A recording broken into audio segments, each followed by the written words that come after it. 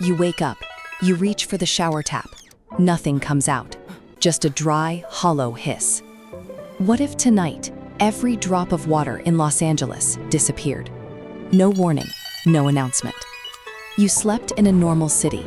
You wake up in a war for survival. The next 24 hours will decide who lives comfortable and who doesn't survive at all. Level 1, the silent shutdown, 0 to 6 hours. Every tap runs dry.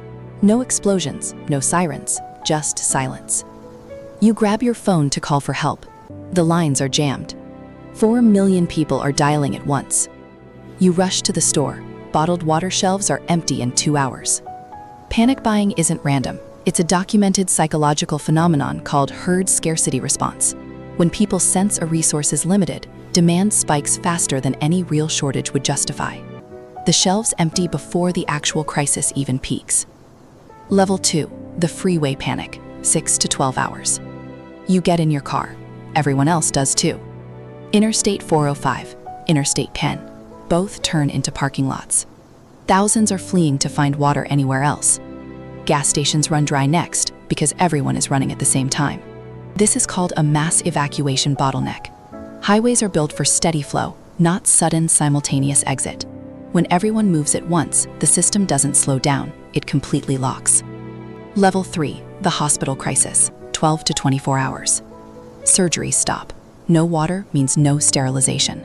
Dialysis patients are now in danger. Firefighters check their trucks, empty.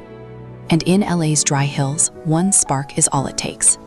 Hospitals run on something called water-dependent infrastructure. Sterilization, cooling systems, and even basic hygiene collapse without it.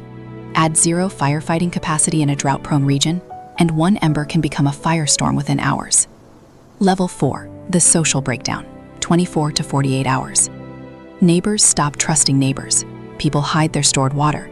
Some start siphoning pool water in the dark. What used to be free is now more valuable than cash. Economists call this resource-based currency collapse.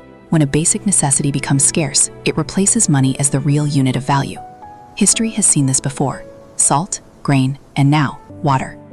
Final level, the collapse, day 3+. California's farms feed most of America. Now they stop. Crops die in the fields.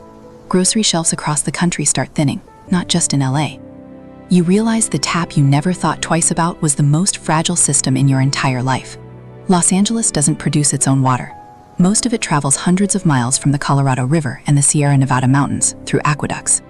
Break that supply chain, and the 5th largest economy on Earth can't survive on its own for even a week. Conclusion: water isn't just something you drink.